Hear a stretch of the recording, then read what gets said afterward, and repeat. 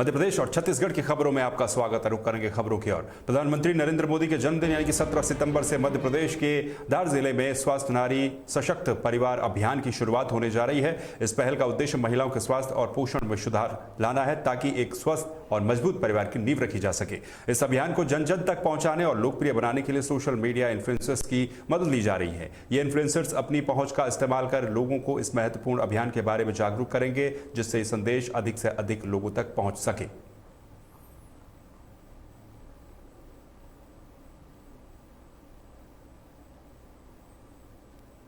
Dubai में भारत पाकिस्तान के बीच cricket match को लेकर मध्य प्रदेश में सियासी बयानबाजी तेज हो गई है। कांग्रेस नेता और नेता प्रतिपक्ष उमंग सिंघार ने भाजपा पर निशाना साधते हुए कहा है कि भाजपा एक तरफ पाकिस्तान विरोध की बात करती है, वहीं दूसरी तरफ दुबई में मैच कराकर उसके साथ अपने दोहरे मापदंड उजागर कर रही है।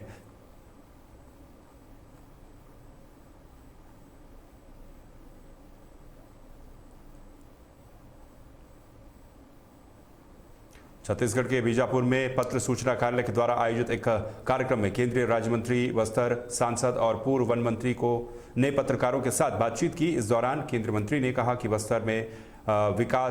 बस्तर के विकास में अब गोली नहीं बल्कि विकास से नक्सलवाद को खत्म किया जाएगा। साथ ही केंद्रीय मंत्री ने कहा कि गृह मंत्री अमित शाह ने 31 मार्च 2026 तक वामपंथी उग्रवाद और नक्सलवाद को पूरी तरह से खत्म करने का संकल्प लिया है। उन्होंने जोर देकर कहा कि गोली की ताकत से ज्यादा कलम की ताकत होती है और पत्रकार ही जनता को जागरूक कर सकते हैं। तो मुझे यकीन है कि छत्तीसगढ़ ही नहीं बल्कि पूरा भारत देश नक्सल मुक्त देश बनेगा। यही हमारा संकल्प है कि मार्च 2026 तक हमारा पूरा भारत देश नक्सल मुक्त देश बनेगा और इसी दिशा में हम सब लोग काम कर रहे हैं। और हमारे लिए सिर्फ तारीफ नहीं है कि हमारे लोकतंत्र की जीत का प्रतीक होगा, कि हमारे सैनिक जवानों के बलिदानों की सच्ची श्रद्धांजलि होगी। यह आदिवासी समाज के लिए एक नए युग का आरंभ है और मैं विश्वास के साथ कह सकता हूँ कि वो दिन दूर नहीं जब हम सब मिलकर कहेंगे। मध्य प्रदेश के औद्योगिक क्षेत्र मंडीदीप में लोगों से मारपीट और लूटपाट करने वाली महिलाओं के एक गिरोह को पुलिस ने गिरफ्तार कर लिया है। आपको बता दें कि हाल ही में इस गैंग का एक वीडियो सोशल मीडिया पर वायरल हुआ था, जिसमें वे बाजार में सामान खरीद रही अन्य महिलाओं के साथ मारपीट करती दिख रही थी। स्थानीय लोगों के मुताबिक ये गैंग शराब के नशे में अक्सर लोगों के साथ लूटपाट और मारपीट की घटना को अंजाम देती है, जिससे राहगीरों का निकलना मुश्किल हो गया। पुलिस ने वीडियो के आधार पर 24 घंटे के अंदर कार्रवाई करते हुए इन 6 आरोपी महिलाओं को गिरफ्तार कर लिया है। इन पर मारपीट और लूट जैसी धाराओं में मुकदमा दर्ज किया गया है। श्रीमान पुलिस अधीक्षक महोदय के निर्देशन में एक टीम गठित की गई है और इन महिलाओं को अभिरक्षा में ले गिरफ्तार कर बीएनएस की विभिन्न धाराओं में अपराध पंजीबद्ध कर इन्हें जेल भेजा गया है। पूर्व में भी इन महिलाओं पर जो है वो अपराध कार्रवाई की गई थी और इन महिलाओं पर अब जमानत रजिस्ट्रीकरण की कार्यवाही भी की जाएगी। अभी कुछ दिनों से ये सूचना मिल रही थी कि कुछ महिलाएं हैं जो लोगों से अड़ीबाजी करती हैं, डराती धमकाती हैं और उनसे पैसों की वसूली करती हैं।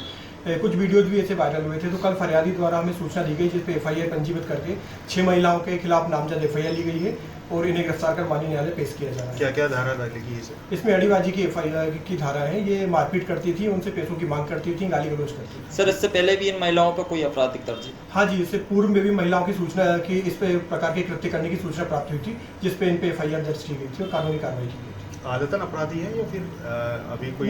ये आदतन अपराधी हैं, तो इन पे वैधानिक कार्रवाई की जाए। केंद्रीय मंत्री ज्योतिरादित्य सिंधिया ने ग्वालियर के IITM में आयोजित विज्ञान भारती मध्य भारत के 3 दिवसीय कार्यक्रम के समापन समारोह में भाग लिया। यह कार्यक्रम टेक फॉर सेवा पर आधारित था, जिसका उद्देश्य विज्ञान और प्रौद्योगिकी के माध्यम से समाज सेवा को बढ़ावा देना था। इस कार्यक्रम में वैज्ञानिक समुदाय, गैर सरकारी संगठन, उद्योग जगत के प्रतिनिधि, विद्यार्थी और शोधार्थी शामिल रहे। कार्यक्रम IITM में आयोजित किया गया विज्ञान भारती के द्वारा मैं उनको धन्यवाद अर्पित करना चाहता हूँ। टेक्नोलॉजी को किस तरीके से कृषि के क्षेत्र में उसका उपयोग करें, किस तरीके से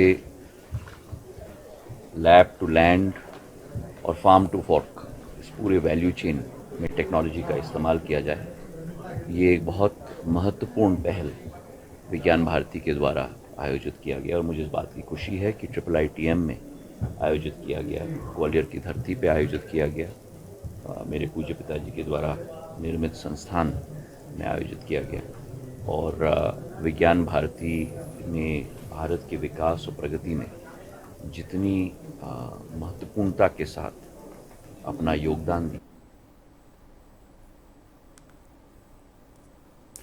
ग्वालियर शहर के मशहूर नेत्र रोग विशेषज्ञ डॉक्टर दिनेश मजूमदार की सतर्कता सामने आई, जहां उन्होंने खुद को 50 लाख रुपए की ऑनलाइन ठगी से बचा दिया। आपको बता दें कि इस ठगी की साजिश उनके बैंक के 2 रिलेशनशिप मैनेजर ने रची थी। उन्होंने फर्जी सिम और ईमेल आईडी का उपयोग करके डॉक्टर मजूमदार के बैंक खाते से पैसे ट्रांसफर करने की कोशिश की थी। समय रहते डॉक्टर ने पुलिस को सूचित किया, जिसके बाद साइबर क्राइम पुलिस ने तुरंत कार्रवाई करते हुए तीनों आरोपियों को गिरफ्तार कर लिया। फिलहाल पुलिस इस मामले में आगे की पूछताछ कर रही है।